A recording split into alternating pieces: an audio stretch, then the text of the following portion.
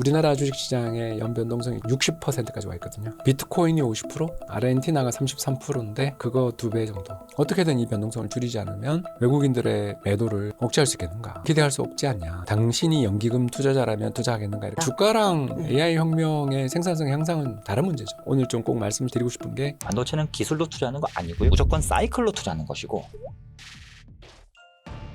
넥스트란 뜻은 방향성 순서라고 특히 지금 반도체 산업이 바로 이러한 업데이트가 많이 필요한 시점이라고 생각합니다. 고정 댓글을 참고하세요. 아유, 오랜만에 모셨습니다. 프리즘 투자자문의 홍춘욱 대표님, 안녕하세요. 예, 송 기자님 오래간만입니다. 네, 지난주에는 정말 역사적인 급락과 급등이 있었고 이번 주에는 뭐 오르락 내리락 잘 모르겠어요. 지금 시장 어떻게 보고 계신가요? 예, 굉장히 안 좋다. 어떤 의미에서? 변동성이 죽고 있지 않다. 네. 한국 시장도 중국처럼 투자 불가능한 곳이 되고 있다라는 기사에 가장 그 리드가 뭔가 네. 요 글 쓰신 분이 되게 칼럼니스트로 글 잘 쓰시는 분이라 블룸버그. 예, 제가 칼럼이죠. 팔로우하고 있는데요. 왜 그러냐면 이제 2015년에 중국이 어떤 꼴을 당했는지를 보여주거든요. 예, 2014년, 2026년 상해 종합주가지수입니다. 올린 것도 되게 힘든데 네. 관리가 사실 더 힘들거든요. 물론 이제 주식을 관리한다는 네. 게 굉장히 불가능한 일입니다. 그건 뭐 안 되죠. 근데 어떻게 하면 저걸 좀 급등했던 걸 좀 잘 관리라기보다는 덜 떨어지게 하면서 안정적으로 올리냐. 네. 이거에 대한 어떤 우리에게 그 반면교사가 하나 있잖아요. 아베노믹스. 예, 그래서 2012년 아베 취임할 때 니케이 지수가 7,000이었는데 얼마 전 7만이었죠. 그렇죠. 왜 그랬냐? N 약세를 비롯한 경기 부양 정책도 있었지만 외국인 투자자들이 좋아할 만한, 그 워렌 버핏이 좋아할 만한 투자자 유인책을 썼죠. 그래서 뭐 예를 들어서 스튜어드 코드, 스튜어십 코드 이런 것들을 갖다가 더욱더 강화한다던가, 그리고 더 나가서 시장의 투명성들을 높이기 위한 조치를 취하고, 그리고 ROE, 그래서 수익성 경영 이런 거 중시하고 자사주 매입 독려하고, 그래도 말 안 들으면 이제 2부 리그 만들어주고, 그러니까 이런 식으로 뭐 수십 년, 한 13년, 14년에 걸친 오랜 노력 끝에 13년 만에 10배, 10루타를 지수를 쳤어요. 이제 그런 나라가 있는 반면 이제 반면교사, 또 다른 반면교사는 이제 중국. 지금 차트에 나와 있는 바와 같이 2014, 15년 잠깐 그때 후강통, 성강통 하면서 기억 못 하시는 분이 있을 것 같은데 선전 증시랑 홍콩 증시에 외국인 주식들이 상장이 돼 있죠. 그걸 뭐 B주도 있고 H주도 있고 그렇습니다. 이제 그걸 상해 종합주가지수 시장에서, 상해 시장이나 선전 시장에서 그 외국인 전용 주식들도 거래할 수 있게 해주는, 그러니까 사실상의 주식시장 개방 한도 확대 같은 효과를 가져와가지고 주가 폭등했는데, 이제 그 뒤에 3종 세트가 터졌죠. 그래서 첫 번째가 주가를 올리기 위해서 개입했던 이제 중국의 회한기금 CIC라고 하죠. 이런 데서 올라오자마자 주가를 대량 매도해버렸고요. 두 번째는 또 비유통 주식 들어보셨는지 모르겠습니다. 국영기업들이 상장하면서 이제 정부가 소유한 주식들이 있죠. 1987년 우리나라의 그 국민주 생각하시면 됩니다. 그런 것처럼 포스코나 한전 상장 이후에 그 좋았던 우리나라 1989년 주식시장이 붕괴됐잖아요. 그런 것처럼 해버렸고, 세 번째는 시가총액의 10%가 넘는 증자 물량이 나왔습니다. 이걸 저희들이 이제 3종 세트라고 부르는데 이 뒤로 제 주변에 중국은 쳐다도 안 보시는 분들이 굉장히 많습니다. 그러니까 그만큼 배신감이 심했죠. 그리고 그 뒤로 지금까지 저러고 있습니다. 자, 이런 사례에서 보는 것처럼 주가를 올리는 것도 힘들지만 그걸 그 위에서 관리하는 게 너무너무 힘든데 중국처럼 되는 거 아니냐라는 그런 뼈 때리는 기사가 나왔다.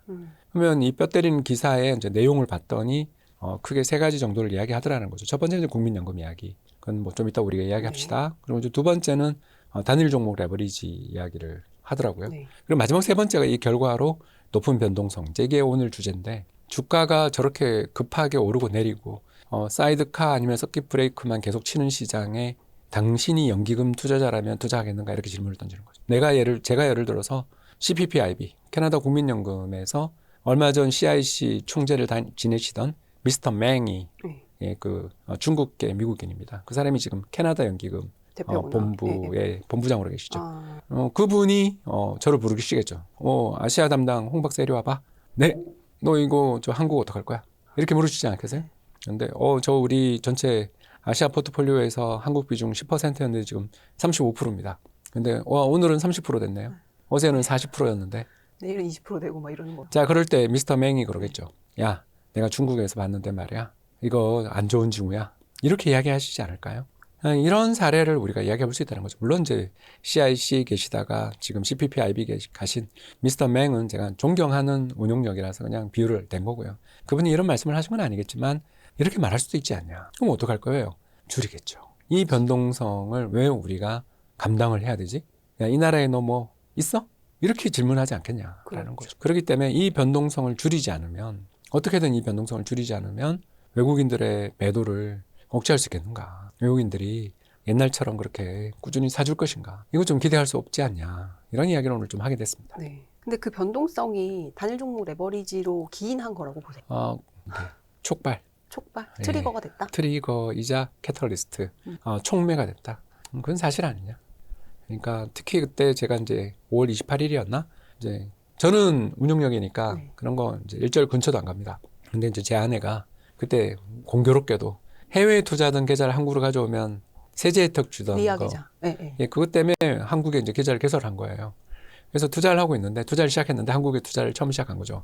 왜냐하면 저는 운용력이니까 네. 우리 부부가 일절 우리 국내에서 운용을 안 했어요. 왜냐하면 여러 가지 문제가 생길 수 이해상충 있으니까. 문제가 생길 수도 있고. 네. 그래서 이제 와이프한테 ETF 사라. 그러면 문제 없다. 그랬더니 그러면 오빠 뭐 코스피 200 ETF 살까 그래. 그거 사고 또 장기적으로 보면 조선이나 전력, 방산도 좋으니까 그런 것도 좀 사놔. 뭐 그러고 말았는데 와이프가 갑자기 교육을 받고 있는 거예요. 금투 교육원에서. 예, 네. 그래서 단일 종목 레버리지 교육을 받는데 그거 같이 들었죠. 그랬더니 너무 반가운 얼굴이 나오는 거예요. 옛날 교보증권 시절에 저랑 같이 일하던 전균 씨가 거기서 네. 강사로 나오는 건데 얼마나 반가운지 친구야 반가워 하면서 듣는데 굉장히 뼈를 잘 때리면서 만말을 하더라고요. 이게 수수료도 세고 음해 복리 효과가 있어서 이거 아무나 투자하면 안 돼요 라는 걸 하는데 자꾸 서버가 다운돼 가지고 와이프가 교육을 이수를 못 하고 있더라고요. 네. 그만큼 인기가 많았다는 거죠. 예, 그리고 그 대부분 수강자가 또 우리 와이프처럼 50대더라. 이거 굉장히 안 좋은 징후잖아요. 처음 진입하시는 분들. 그러니까 뭐 전문 투자자의 영역 아닌가요? 네. 사실 레버리지 투자는. 그렇죠. 근데 이 전문 투자자도 아닌 사람들이 대거 이렇게 들어와가지고 또 뭐 하루에 뭐 8조 들어왔네, 10조 들어왔네 그럴 정도로 시장의 어떤 거의 뭐라고 할까요? 그 시선, 시그널 이걸 모두 잡아먹어 버렸잖아. 그래서 이거는 좀 뭐 제가 봤을 때는 굉장히 잘못된 타이밍이었고 지금이라도 빨리 없앴으면 좋겠다. 이렇게 생각합니다. 근데 규제가 이제 시행되고 나서 어쨌든 거래량이 확 줄었잖아요. 그러면은 변동성도 조금 예전보다는 좀 약해질 수 있는 거 아닐까 하는 얘기도 있는데. 예, 뭐 ELW 꼴 나지 않겠나. 근데 그것도 ELW가 저렇게 된 것도 잘한 거라고 볼 수 있나요? 그러니까 없애면은 안 되는 거 아니에요? 없애는 예, 거. 뭐 네. 그렇긴 한데 네. ELW보다 이게 더 나쁜 상품 아닌가. 저는 이제 두 가지 의미를 말씀을 좀 드리고 싶은데요. 네. ELW 관련 금융당국 주요 규제가 2010년에 나왔던 거죠. 너무 좀 투기적으로 흘러가니까 정부가 다양한 규제를 도입하고 그래도 안 되니까 결국 호가 벌리는 짓을 그 LP들에게 호가를 촘촘하게 넣는 게 아니라 넓게 벌리면 시장이 비효율적인 시장이 되잖아요. 이제 그런 시장을 만들어서 결국 저 시장 자체를 어떻게 보면 없앤 꼴이 됐습니다. 근데 저것도 너무 구차하잖아요. 이게 뭡니까? 그럴 바에야 저렇게까지 구차하게까지 할 바에야 없애는 게 더 낫지 않나? 확실한 신호 아닌가? 이렇게 생각합니다. 레버리지는 개인들 하지 마. 네. 이런 좋은 신호를 줄 수 있잖아요. 사실 저 ELW가 이제 기억을 못 하시는 분들도 있을 수 있는데 그냥 콜옵션, 네, 풋옵션. 그냥 파생 상품을 주식 시장에서 개인들이 쉽게 거래할 수 있게 만든 이제 그런 상품이었는데 저게 한참 잘 될 때는 글로벌 1위가 한국 시장이었죠. 우리나라 원래 그 네. 코스피 선물도 세계 1위 했고요. 그렇죠. ELW도 세계 1위 했고요. 이번에 이제 단일 종목 레버리지도 세계 1위 했습니다. 근데 저게 이제 사고가 많이 나니까 정부에서 확 줄였고 예, 지금은 똑같은 일입니다. 네, 저때 또 유야무야. 2011년에 네. 또 미국 신용등급 강등으로 종합주가지수 2200이 1600까지 단방에 주가가 한 30% 폭락할 때 저게 같이 이루어져서 타이밍도 그때나 지금이나 정말 죄송합니다. 참 못 맞춘다. 네. 여기까지 하고 싶습니다. 그 말씀을 정리해보면 우리나라 시장이 이제 일본처럼 이제 13년 만에 10배가 되는 그런 어떤 주식 시장이 건강한 뭔가 조치가 취해지는 것보다는 오히려 반대로 중국이랑 비슷한 시장이 될 가능성을 우려하고 계신다. 그리고 뭐 이번에 주가 누르기 방지법도 죄송합니다. 엉망진창으로 만들었고 그 북밸류로 하면 어떡해요? 네. NAV로 해야지. 그렇죠. 아니 시장가치로. 그 장외에 있는 기업들은 다 공정가치 평가하면서 상장된 기업들은 왜 PBR로 해요? 아니 그러면 누가 그 자산재 평가를 누가 하며 전부 또 그 기업들의 대주주를 법인으로 만드는 쪼개기 하고 홀딩 컴퍼니 만들어 가지고 다 회피하고 하는 거를 다 어떻게 보면 묵인해주거나 너 잘했어라고 해주는 꼴이 아닌가. 근데 작년에 뭐 상법 개정이나 이런 것들은 정책이 좀 그래도 주식을 부양시키는데 어느 정도 역할을 했는데 이게 지금은 좀 약간 다른 방향으로 가는 것 같은 느낌이 뭐 당장 들어요. 이번에 네. 보건복지부에서 나왔던 것처럼 배당 1,000만 원 이상 받으면 건강보험료 인상한다라는 거. 물론 이제 언론에 한번 꺼내봤다가 사람들 싫어하니까 속 들어가긴 했는데 이 부자 증세라는 기조가 더 네. 우세한 거 아니냐. 이번 세제 개편안에서 특히 우리나라는 이제 부유세가 도입된 네. 거죠. 그렇죠. 그래서 딴 나라들은 지금 부유세 도입하자 말만 나오고 아무도 못 하고 있는데 우리나라가 했죠. 부자라는 이유로 세금을 많이 내라. 근데 그것도 자산에 대해서도 내라. 정책의 방향이니까 저는 그거에 대해서는 뭐라고 말씀드리고 싶지 않은데 주식시장의 참가자 입장에서 볼 때는 이게 ISA도 2029년으로 끝나는 것 같고 네. 그러니까 모든 면이 증시의 어떤 수급 기반을 육성하고 장기 투자 기반을 안정적으로 그리고 더 나가서 상속세 면탈용으로 주가 누르는 걸 방지하는 것들을 억제하고 이런 방향으로 쭉 가도 이게 지금 시장을 안정시킬까 말까 하는데 이번 세법 개정안 보니까 그냥 증세 그리고 부자 증세 네. 그리고 주식 투자에서 돈 많이 번 너도 부자 이 개념이 딱 보이니 적어도 시장을 장기간 살리겠다라는 신호로 보기는 좀 어려운 면이 있지 않나. 이번 국회에서 네. 대대적인 손보기 그리고 이번 상법 개정안 올렸던 거에 대해서 기조에서부터 재검토를 해주셨으면 감사하겠다. 그것 굉장히 중요한 신호가 되지 않겠는가 기대합니다. 이번 세제 개편안 보면은 여러 가지가 나왔지만 ISA에도 생산적 금융 ISA라고 해가지고 새로운 ISA가 생겼잖아요. 근데 이게 또 해외 투자는 안 되게끔 만들어놨단 말이죠. 여기에 대해서는 좀 어떻게 평가하셨어요? 마음은 이해합니다. 그 마음은 뭐예요? 마음은 이해하는데 그 기존에 있던 ISA가 1억까지 그리고 이번에 나온 생산적 금융까지 하면 총 3억까지 넣을 수 있는데 소득이 연 7,500만 원 미만으로 잡아놨더라고요. 뭐 하자는 짓인지. 그러니까 부잣집 애들을 위한 소득이 연소득이 7,500이 안 되는 사람이 1년에 4,000을 넣을 수 있어요? 그렇죠. 그리고 2년도 안 되는데 이게 무슨 소리야 이게. 그러니까 한마디로 왼쪽에서 일하는 사람들 열심히 계시고 오른쪽에서 열심히 일하는 사람들이 서로 반대되는 신호를 계속 주는데 아무리 봐도 부자 증세 신호가 더 강한데 다른 한편에서는 야 그러면 너희 집 애를 법인에 취직시키고 월급 다 준 걸 전부 다 ISA 넣으면 모두 연말정산도 받고 잘 되겠네. 저라도 당장이 그렇게 할 것 같거든요. 하나만 좀 부탁드리고 싶습니다. 국내에 상장돼 있는 해외 투자 ETF도 못하게 한 건지. 그거 못하게 한 거예요. 예. 그렇다라면 하나 더 질문하고 싶은 게 어떤 펀드가 있습니다. 요새 이런 펀드들 되게 많은데 삼성전자, SK하이닉스 절반 넣고 나머지 절반은 채권이나 해외 채권 넣은 상품들이 있습니다. 이것도 안 되는 건지. 이런 식으로 어떤 정책을 만들 때 투명하게 좀 뭔가를 밝혀야 맞아요. 되는데 그레이 영역이 너무 많다.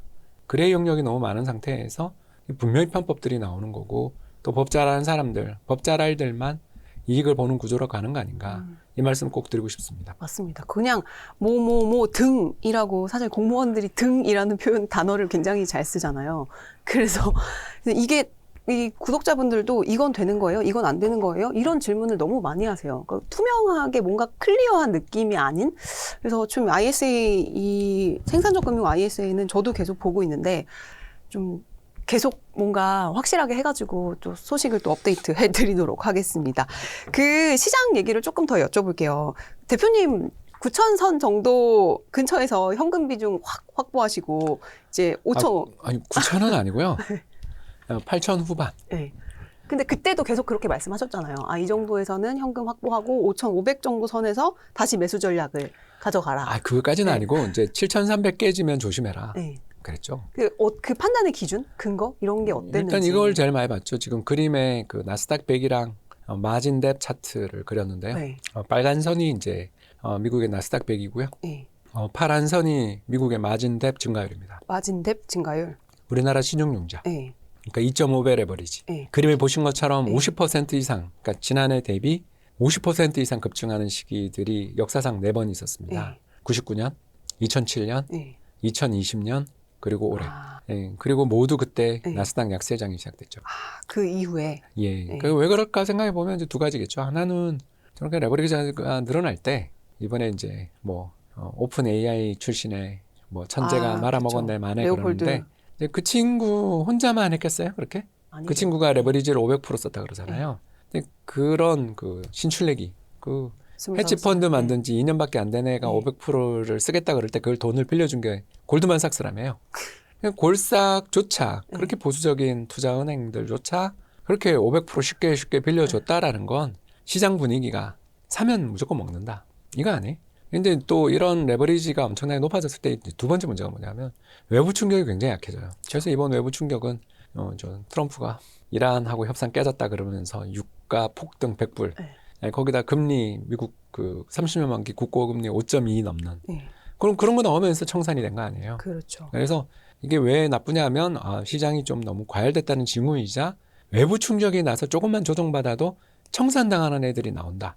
요거 때문에 요 지표가 되게 안 좋은 지표거든요. 네. 근데 이 지표가 이제 지금은 살짝 끝부분은 꺾였는데 네. 저거는 이제 최근 데이터고 네. 제가 지난 한 달 전에 봤을 때 데이터는 저 파란 선이 이제 역사상 최고치를 향해서 증가율이 저기 중간에 마지막 부분에 뾰족하게 예, 나와 뾰족하게 있는, 튀어나왔을 때 저걸 보고 이제 우리 AI 님이 리밸런싱 타이밍을 재고 계시는 이제 저희 회사가 이제 학습시켜놓은 네. 그 친구의 지표들을 같이 보니까 네. 해야 되겠더라고요. 그래가지고 그냥 뭐 제 개인적인 의사 결정도 있었지만 저희 회사 기준으로 해서 이제 저희는 기계적으로 하니까 그래서 이제 그 6월 초에 했는데 그리고 2주 동안 더 올라가지고 얼마나 힘들었는지 그 9,300 가는 날은 네. 밤에 잠이 안 오더라고요. 내가 잘못 봤나. 그리고 뭐 역시 이렇게 아무리 최선을 다해도 되는 게 있고 안 되는 게 있고 우리는 진인사 대천명 최선을 다하고 하늘의 명을 기다리자 뭐 이런 마음으로 지냈는데 그게 또 5천 갈 줄은 정말 모르겠어요. 시장은 정말 알 수 없다. 근데 이제 그 7,300선 무너지면 이제 정말 다시 또 매수 모드로 가자. 이제 이런 이야기를 또 하고 다니게 된 이유는 그게 이제 네크라인입니다. 네. 그게 이제 또 여러분 잘 아시는 것처럼 그 5월 말 레버리지 막 들어올 때 그때 그 단일 종목 레버리지 들어오기 직전에 급등했잖아요. 그 라인이 있거든요. 그 전에 그 전에 오르죠. 원래. 그렇죠. 그날 출시되면 더 오를 거야 이러면서 이제 사실 출시되고는 재미가 없었죠. 네. 사실 변동성만 컸지 그렇게 그렇죠. 수익은 안 났는데 출시되기 직전에 기대감으로 폭등하던 레벨이 7,000에서 7,300 사이인데 네. 가장 중요한 선은 제가 봤을 땐 7,300선. 그러니까 7,300선이 이제 네크라인이죠. 그럼 7,300에서 9,300이 까지 이제 올랐으니까 2,000포인트만큼 오버슈팅이 있었던 거라고 볼 수 있죠. 그러면 그 오버슈팅을 반대로 계산하면 5,300이 락 바텀이다 이렇게 본 거죠. 이건 완전 그냥 단순 산수라서 저도 이제 그 블로그에 글 올려놓고 지울까 말까를 얼마나 고민했는지 왜냐하면 너무 무섭잖아요. 설마 그랬는데 진짜 가더라고요. 그래서 그건 뭐 아시죠? 그 기술적 분석은요 아트의 영역입니다. 이게 제가 알고 한 게 아니고요. 그냥 그린 거예요. 그냥 그것도 재미나이한테 그렸어요.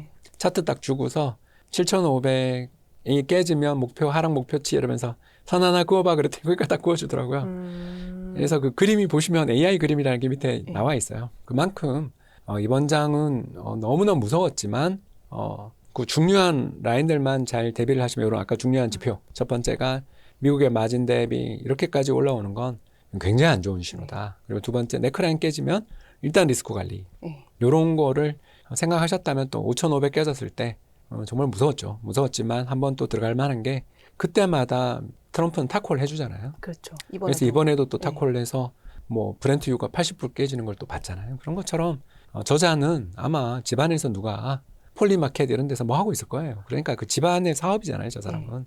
그러니까 그 사람의 주어는 없어요. 그 사람의 사업을 믿고 또 많이 빠졌을 때는 좀 사볼 만한 레벨이었다. 그러나 오늘 좀 꼭 말씀드리고 싶은 게 사볼 만한 레벨일 때 한국 주식도 사야 되지만 이제는 제발 좀 글로벌 미국 주식도 좀 사고 그러니까 다른 나라 포트폴리오를 그 무서울 때 우리만 사지 말고 물탈 때 한국 주식 물타는 것도 좋지만 다른 포트폴리오도 좀 챙겼으면 좋겠다. 이 말씀하고 싶은 거죠. 그러니까 정리해 보면은 그 미국의 미국의 마진뎁 증가율 이게 50%가 넘어갔을 때는 이제 좀 조심해야 되는 영역이다. 그렇죠. 그렇게 판단을 하셔가지고 이제 9,000선 아니 6월 초 정도 이제 정리를 5월 말 요때 아니요 6월 초죠. 5월 말에 했으면 더 좋았는데. 그렇죠. 7,300 그럼 지금도 7,300 이 선이 좀 중요하다고 보시는 거죠.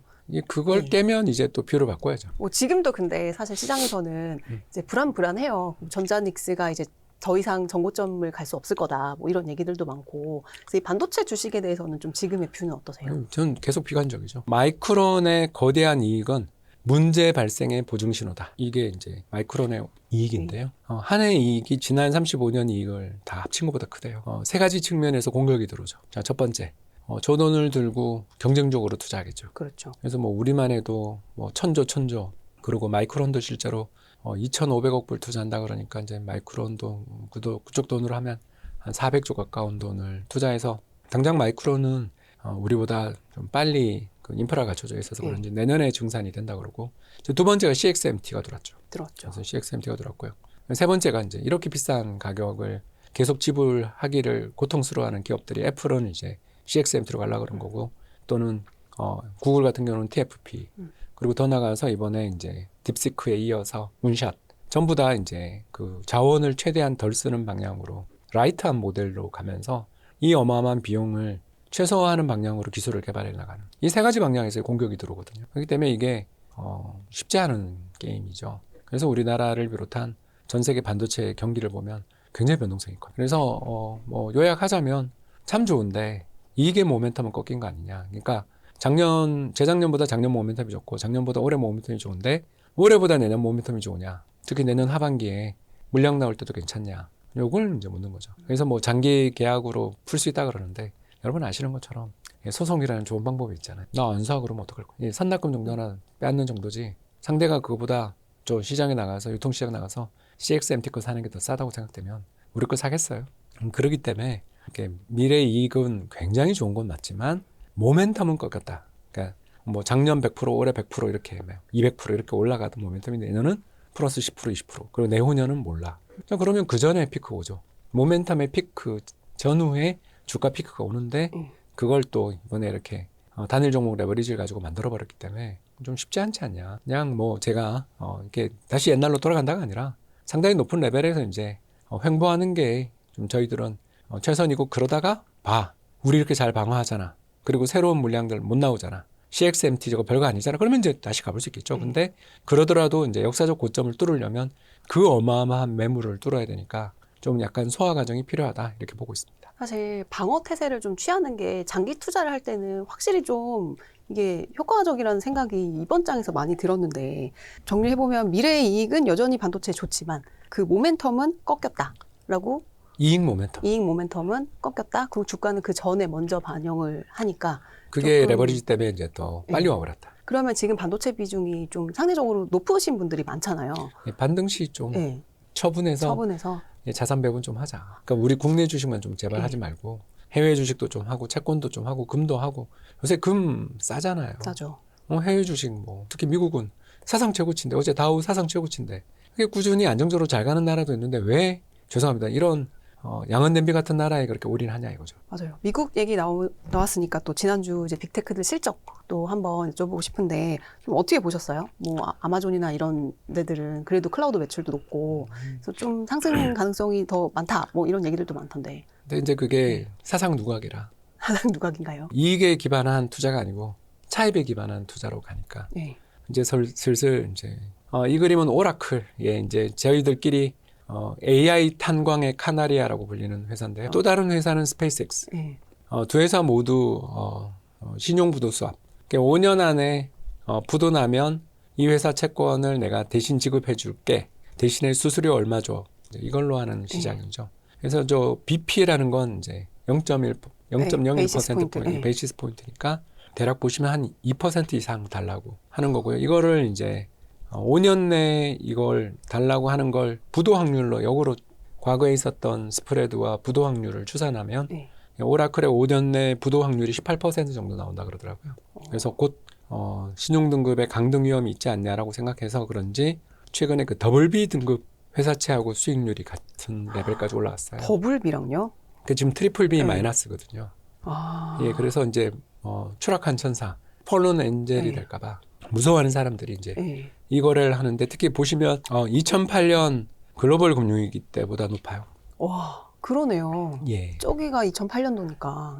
그래서 그림에서 보는 것처럼 너네 정말 돈을 벌고 있냐에 대한 질문들을 하기 시작했기 때문에 투자를 늘리는 건 참 좋은 일인데 이게 이제 치킨 게임이 되는 거 아니냐. 그래서 요새 지금 방금 이야기했던 CDS를 보면 스페이스X도 200bp 정도 되더라고요. 오라클이랑 비슷한 수준이에요. 이 둘이 요새 뭐 엄청 오르더라고요.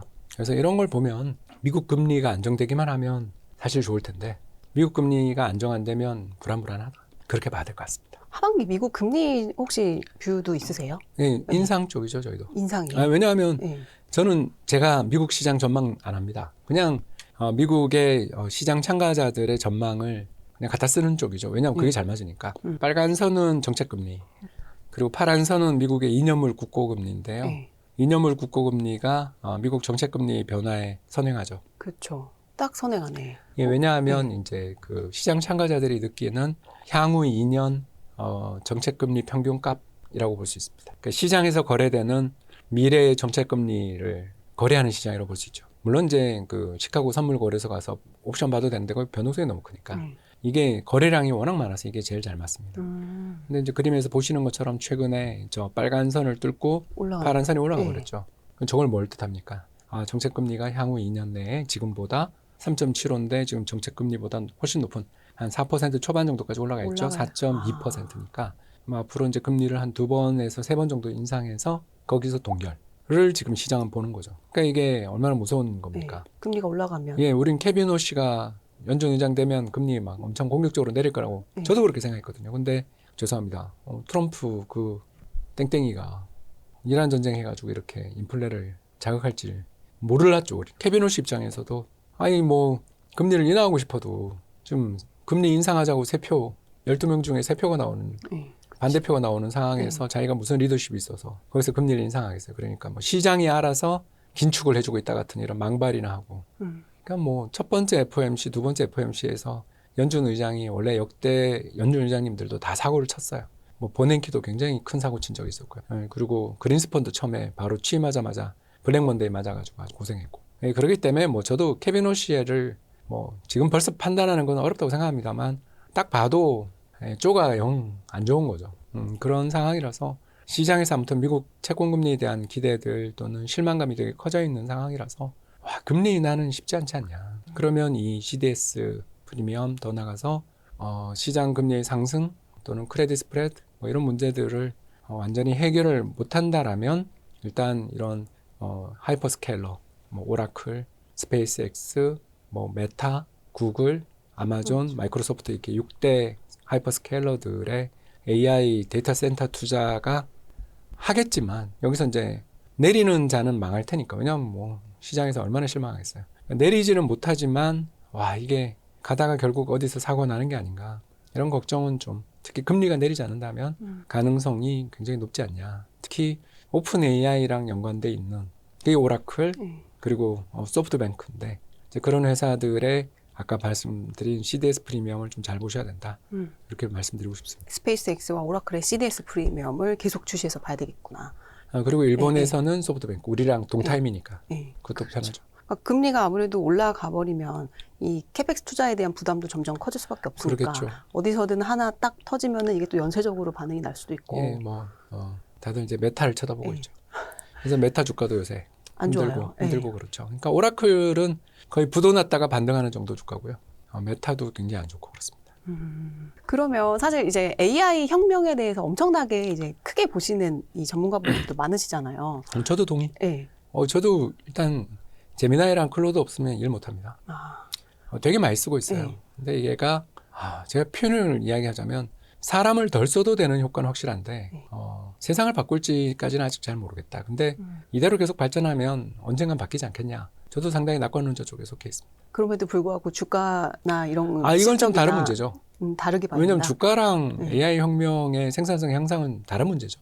왜 생산성 형성이 되면은 향상이 되면 매출도 늘어나고 수익 이익도 늘어나고 하면 당연히 주가에도 반영이 당장 되고. 단기적으로 더 불황을 가져오죠. 사람만 뽑을 텐데. 그렇죠. 그거는 그러니까 데이터 센터를 짓는데 너무나 비용이 많이 드니까 메타가 오라클이 그렇게 사람을 20%씩 자르잖아요. 그러니까 경제의 성장률은 좋지만 이제 이쪽 관련된 고용 불황이 오는데 물론 이제 생산성 지표라는 것은 후행적으로 나온다고들 다 이야기하시지만 아무튼 이걸로 인해서 이제 돈 버는 건 나중 문제니까.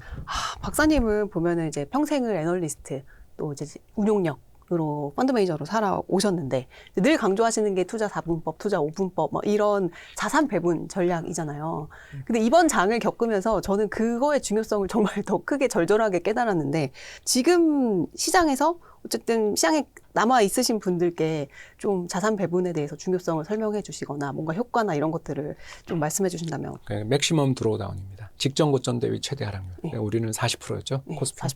예, 코스피 40% 날 때 여기 이제 변형 4분법은 마이너스 17%, 18%. 네. 그리고 요 위에 파란 선이 이제 원래 투자 4분법은 한 10%에서 막았습니다. 그러니까 그 주식시장 하락을 절반 정도의 충격으로 줄이거나 4분의 1의 충격으로 줄였거든요. 그럼 이게 왜 가능하냐? 다음에 나와 있는 것처럼 투자 5분법, 죄송합니다. 아까 투자 4분법 그랬는데 5분법입니다. 네. 투자 5분법의 구성을 보시면 금방 알 수 있는 게 국내 주식도 있지만 여기 나와 있는 것처럼 미국 리츠, 현금, 미국 국채, 금 이게 다 다방면으로 분산이 돼 있기 때문에 네. 우리나라 주식시장에서 발생했던 충격이 40%의 충격이 물론 발생하면서 다른 데도 영향을 미쳤죠. 네. 그렇지만 상대적으로 덜 빠진 거고요. 밑에 보시면 우리나라 그 국내 연금 계좌에서는 미국의 리츠인 VNQ를 살 수가 없습니다. 네. 그래서 할 수 없이 대신 미국의 S&P 500을 넣었는데 네. 이제 그거는 미국도 같이 빠졌기 때문에 아까 네. MDD가 컸죠. 네. 그래서 이 둘을 비교해 보겠습니다. 백테스트 기간은 2000년부터고요. 와 네. 정말 엄청나죠. 2000년부터 25년 동안. 그래서 와 네. 투자 5분법은 9.1 말도 못하게 엄청나게 높은 수익이 나고요. 네. 그리고 이제 여기 미국 주식이랑 분산 투자했던 투자 5분법은 8.7 저기 연평균인 거죠. 연환산 복리 수익. 네. 그러니까 연평균보다 훨씬 더 높다고 보시면 돼요. 연평균 수익률은 아시는 것처럼 이렇게 평균을 하는 과정에서 손실 나는 걸 네. 집어넣어 버리니까 원금 회복되는 거를 잘 관영을 못 하잖아요. 이거는 처음에 우리가 100만 원 넣었던 게, 그러니까 1억 넣었던 게 얼마가 되냐 하면 9억이 되는 네. 그런 포트라는 걸 보고. 연환상 복리 수익률. 예, 네. 그래서 26년 전 1억이 지금 9억이 됐어. 그러면 수익률 얼마지? 요런 수익률입니다. 근데 이제 더 중요한 건 변동성인데 이것이면 나와요. 우리나라 주식시장의 연변동성이 지금 60%까지 와 있거든요. 60%요? 예, 한국 주식. 연 변동성이 60%. 60%. 예, 보시면 사우스코리아 61%, 비트코인이 50%, 파키스탄이 36%, 지금 옆에 전쟁 난 나라죠. 이란 옆이죠. 네. 그다음에 나라 망한 아르헨티나가 33%인데 그거 2배 정도. 아니 그렇죠? 비트코인보다 한국 주식의 변동성이 지금 더 예, 높다는 예, 얘기인 레버리지가 거잖아요. 큰일 했습니다. 와. 그런 상황인데 여기는 연변동성이 8%입니다. 진짜 마음 편한 투자를 할 수 예, 있다. 광고를 좀 활용하자면 흔들리지 않는 편안. 그리고 이제 MDD가 중요하죠. 직전 고점 대비 이제 최대 하락률. 하락률. 이번이 이제 최고치였고요. 네. 예, 그 투자 5분법은 글로벌 금융위기보다 이번이 더 하락률이 컸습니다. 수익률의 표를 보시면 알겠지만 지난 26년 동안 파란 막대기가 제가 투자 5분법인데 한 번, 두 번, 세 번. 네. 단 세 번 손실. 26년간에 단 세 번. 근데 우리나라 주식시장은 3분의 1은 손실 나잖아요. 네. 예, 그러면서 수익률도 우리 국내 주식시장보다 높죠. 우리나라 국내 주식시장의 연환상 복리 수익률이 한 8% 정도 나와요. 그렇죠. 근데 이거는 9.3%? 물론 이제 올해가 안 네. 끝났기 때문에 네. 뭐라고 말씀할 수는 없습니다만 한국장이 올해 또 다시 사상 최고치 뚫어서 끝나면 이제 한국 주식이 더 높겠죠. 근데 그거는 이제 사후 평가니까요. 그냥 제가 드리고 싶은 이야기는 마음 편하게 그리고 잠을 자더라도 미국 시장 안 봐도 되고 우리나라 선물 가격 안 봐도 되고 장외 가격 안 봐도 되는 그런 투자를 하는 게 좀 좋은 일 아니겠나. 그렇죠. 그리고 이거를 더욱더 최적화한 게 이제 프리즘의 포트다 이렇게 생각하시면 되겠습니다. 프리즘 자산 저기 많이 유입되던데요? 예, 다시 네. 감소세에서 벗어나서 네. 저희 사실은 5월 달에는 환매가 좀 많이 났거든요. 네. 왜냐하면 그때 이제 환매하고 가시는 분이 이렇게 적고 가셨어요. 삼성전자 레버리지 가서 벌고 오겠습니다. 아, 예. 그분 지금 울고 슬프더라고요. 계시네요. 예, 왜냐하면 저희는 알거든요. 그런 이야기를 하실 때가 2023년에도 그런 일이 있었는데 그때는 2차 전지 가서 돈 벌고 오겠습니다 그러시고 그치. 그래서 저희 회사가 창립된 지 네. 이제 한 3년 반 정도 지났는데 두 번의 환매가 다 저희 환매 날 때 투자하시면 됩니다. 그러네요. 딱 그게 시그널이네. 아. 많이 벌었던 네. 주식을 좀 줄여서 분산 투자, 자산 배분 또는 리밸런싱 하라는 신호다. 그러니까 결국에는 시장에 오래 살아남고 진짜 궁극적으로 종국에 이기는 투자를 하는 거는 자산 배분밖에 없는 것 같아요. 예, 근데 특히 이제 국민연금이 망가졌으니까 아, 이제 저희밖에 없다 이렇게 연금 얘기 자부합니다. 좀, 연금에 또 계셨으니까 예, 큰일 났죠. 연금 얘기 올해 네. 상반기에 그때 국민연금이 이제 한 20% 정도까지 국내 주식이 올라왔잖아요. 그쵸. 근데 이제 목표 비중이 15%가 안 되니까 당장 팔아야 되는데 그걸 국민연금의 국내 주식 비중을 또 20%로 올렸는데 또 6월 말에는 30%까지 갔죠. 맞아요. 예, 그래서 어떻게 봐도 상반기에 리밸런싱을 저희처럼 프리즘처럼 좀 했으면 지금 5천 됐을 때 국민연금이 하루에 몇 조씩 사줬을 텐데. 그렇죠. 이번에 연금이 아무런 역할을 못했다 이런 비판들이 많았잖아요. 뭐 일주일에 한 1조는 사나 이제 지금. 근데 하루에 5조 살 네. 걸. 그러니까 국민연금은요, 그 연못의 고래라서 상한가 날 때가 아니면 못 팔고요. 하한가 날 때가 아니면 못 사요. 그렇잖아요. 그렇죠. 연금이 얼마나 거래 규모가 큰데. 큰 돈 엄청나게. 그러니 5월에 6월에 전 종목 뭐 저기 특히 삼성전자랑 SK하이닉스만 국민연금이 거의 한 그 지분율이 한 10% 가까이 되거든요. 그거 다 1조 달러 갈 때 150조잖아. 좀 정리를 좀 그거 좀 팔면 뭐 티도 안 났을 텐데 네. 그거 좀 팔아놨다가 이번에 또 하한가 나오고 막 전 종목 하한가 분위기 날 때 연금이 그때 막 바닥이 대놨으면 막 몇 조 사도 아무도 티도 안 날 거 아니에요. 그렇죠. 주가 부양한다 소리도 안 들으면서 네. 살 수 있었을 텐데 그걸 못했죠. 이게 연금의 독립성이 점점 사라지는 것 같은 느낌이 들거든요. 뭐 오늘 네. 뭐 일간신문 기사 보니까 연금 돈 빼가지고 또 뭐 국민주택 공공주택, 뭐 네. 만들자 그러던데 이제 이렇게 되면 그 김영삼 정부 때 했던 게 되는 거죠. 그 김영삼 정부 때 신경제 100일 정책 하기 위해서 채권 발행할 돈이 없으니까 연금이 그때 채권 발행 한 걸 좀 많이 사줬거든요. 근데 연금은 사실 국민의 노후 자금이잖아요. 네, 그 그때는 어떤 그래도 거에서도 뭐 한국 국채금리 12%니까 사줄만 했죠. 근데 지금은 그런 어떤 국민주택 또는 뭐 임대주택 사업이 수익성이 안 나서 LH공사가 그렇게 적자잖아요. 그걸 연금 보고 사라는 걸 보면 벌써 이제 칸막이가 재정과 연금 사이의 칸막이가 깨지는 중이다. 아까 이야기했던 우리나라 주식시장의 변동성, 높은 변동성이 해외 투자자의 유입을 막는다라는 말에 이것도 들어갈 수 있는 거죠. 예, 연금이 재정과 연금의 칸막이가 깨지면서 이 시장을 어쨌든 방어하거나 이 튼튼한 버팀목, 지지대가 돼줘야 되는 연금마저도 지금 이렇게 되고 있는 상황이다. 그러면 해외 연기금들도 한국 변동성 너무 커. 예, 해외 연기금 전체 규모가 한 80조 달러 정도 되거든요. 근데 국민연금이 한 1.5조 달러.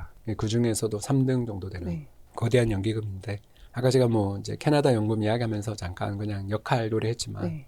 이런 건 좋은 신호는 아니다. 글로벌 연기금들 입장에서 볼 때 한국처럼 되면 안 돼. 라는 생각도 할 수 있지 않냐. 그런 걱정이 좀 됩니다. 진짜 걱정이네요. 근데 개인 투자자들 입장에서는 이제 연금도 믿을 수가 없고 결국에는 개인의 포트폴리오를 개인이 지금 방어해야 되는 상황인데 그러기 위해서는 투자 5분법. 근데 이 변형 투자 5분법이랑 일반 5분법이 다른 게 리츠의 유무인 거죠? 예, 뭐 이제 그 해외 계좌를 열어야 되니까요. 우리나라에 살만한 글로벌 리츠 상품이 없어요. 네. 왜냐하면 다 환해지 났더라고요. 여러분 아시겠지만 환해지를 하면 그냥 알아서 비용이 착착 나갑니다. 그렇죠. 네, 그렇기 때문에 그냥 원칙적으로는 5분법이 제일 좋은데 그거가 불편하셔 하더라고요. 그리고 ISA나 연금계좌에서 못 사니까 그런 분들은 할 수 없이 이제 미국 S&P 500 집어넣어서 이제 더 큰 변동성의 충격과 더 낮은 수익에 만족하셔야죠. 그래서 이번에 아까 제가 잠깐 네. 이야기했지만 ISA 계좌에서도 특히 생산적 금융 ISA에서는 해외 ETF 못하게 한다라는 걸 보면서 그러면 우리 국내 주식에만 투자를 하게 되면 이 변동성에 근로자들 가게를 다 노출시키는 건데 그렇죠. 해지 수단도 좀 넣어 주셔야 되는 거 아니냐 이 말씀 좀 드리고 싶습니다. 진짜 이 변동성에 내 노후 자산을 다 전액 넣어야 되는. 왜냐면 네. 3억까지 뭐 그렇죠. 하면 거의 전액일 거 아니에요. 사실 저 근로자 가구 이 입장. 1년에 2천만 원 채우기도 쉽지 않아요. 투자 금액을. 그러면 그걸 채우시면 이미 네. 상위 20%죠. 할 수 없습니다. 각계 전투로 이 투자 5분법 잘 세팅하셔가지고 이 변동성 장에서도 이 수익률 자체가 이게 변동성이 너무 적잖아요. 마음 편한 투자를 할 수 있는데 이 투자 5분법 잘 이제 세팅하시고 힘드신 분들은 이제 프리즘 투자자문으로 가시면 되겠습니다. 그 우리나라 시장에서 개별주 투자하지 말라고 하는 거는 아까 말씀 주신 이 개별주 변동성 때문이죠. 에다가 뭐 주가 누르기까지 뭐 막을 수 없게 됐으니까. 근데 레버리지는 단일 종목 말고도 일반 레버리지도 쓰면 안 된다? 그러니까 이런 이제 식으로. 변동성이 적은 지수는 뭐 음의 복리 효과가 좀 덜하니까. 그러니까 올랐다 빠졌다 이 빈도나 폭이 적으면 상대적으로 음의 복리 효과는 좀 덜하겠죠. 그럼에도 불구하고 그 막을 수는 없잖아요. 그러니까 그 어마어마한 수수료에 그 수수료라는 게 거래 비용 및 안에 해지 비용 뭐 그죠 차입 비용이 연 한 5% 4% 드는 데다가 음의 복리 효과가 아무리 줄어도 우리나라 지수가 아까 비트코인보다 많이 움직이는데 음의 복리 효과가 생기지 않을 수가 없잖아요. 그걸 생각하면 저는 뭐 전문 투자자들한테만 오픈해주는 예, 게. 오픈해주고 뭐 곧버스나 이런 걸 다 네. 하는 게 맞지 않나. 음. 그래서 ELW 시장처럼 그렇게 호가 벌리는 건 좀 너무 참혹하고 조건을 굉장히 강화하고 특히 단일 종목은 없앴으면 좋겠고 그렇습니다. 근데 생각해보면 해외 시장에도 단일 종목 레버리지 아, 뭐 그건 나가서 쉐어짜리도 많잖아요. 예, 예, 나가서 하시라고요. 뭐 그건 본인 선택이죠. 그렇게까지 하고 싶다면 가야죠. 근데 이제 그것까지는 저희가 우리 해외 원정 도박 못 먹는 거랑 비슷한 거 아니에요? 그러니까 나라가 할 수 있는 영역이 있고 못하는 영역이 네. 있는 거 아니겠어요? 저는 죄송합니다. 단일 종목으로 그렇게 해외 나가면 5배도 있는 거 알고 있는데요. 근데 그거는 좀 뭐랄까요? 도박성 투자 또는 로또성 복권성 투자 아니겠냐? 우리 정신 건강, 왜냐하면 도파민을 흥분시키니까 정신 건강에도 안 좋고 우리 수익률도 개선시키기가 어렵지 않냐? 이렇게 좀 말씀드리고 싶습니다. 이제 하반기 또 시장 또 우리가 헤쳐나가야 되는데 어떤 지표나 뭐 여러 가지 말씀 주셨지만 좀 특별히 하반기에 좀 주의 깊게 봐야 되는 지표들이나 움직임 이런 것들 좀 한 번씩 찝어주시면 좋을 것 같아요. 미국 금리만큼 중요한 건 없다. 그리고 두 번째 AI 탄광의 카나리아, 오라클이랑 스페이스X 그리고 동타임으로 거래되는 소프트뱅크 네. 뭐 이런 회사들의 어떤 CDS나 주가 흐름들 잘 점검하시면 네. 또 다른 리스크를 해지할 수 있지 않을까, 피해가지 않을까 생각됩니다. 그리고 지지선은 7,300. 은을 뚫으면 이제 뷰를 바꾸겠습니다. 그러니까 7,300에서 7,500에 있는 그 어마어마한 네크라인의 매물을 뚫는다라면 또 지금은 좀 조정이 길어지지 않겠냐. 저는 매물 소화 과정이 필요하다라는 뷰를 바꾸겠습니다. 지금까지는 아직 뷰를 아직은 유지하지는 좀 이 변동성은 좀 지금처럼 이렇게 하루에 막 3, 4%씩 맨날 사이드카 나는 상황이 올 동안에는 그거 뚫기가 만만찮지 않냐 이런 그렇죠. 생각인 거죠. 아직은 추세적으로 뚫지 않았다고 판단을 하시는 걸로 이해를 하면 되겠죠. 뭐 아직은 네. 그렇게 보고 있습니다. 알겠습니다. 오늘 여기 또 홍춘욱 박사님 모시고 또 우리 시장, 또 미국 시장 뭐 여러 가지 지표들에 대해서 알아봤는데 결국에는 마음 편한 투자를 오래 하는 게 적립식으로 오래 하는 것만큼 편한 일이 없는 것 같아요. 그렇죠? 화이팅입니다. 네, 여러분도 화이팅 하시고 시장을 떠나는 게 제일 안 좋은 거죠? 시장을 떠난다라는 것 자체가 벌써 저는 큰일 날 일이다. 항상 이렇게 시장 폭락한 다음에 또 기회가 오는 건데 왜 떠납니까? 그렇죠. 그러니까 기계적으로 꾸준히. 네. 또 말 빠지면 또 리밸런싱 해야죠. 알겠습니다. 홍춘욱 박사님이셨습니다.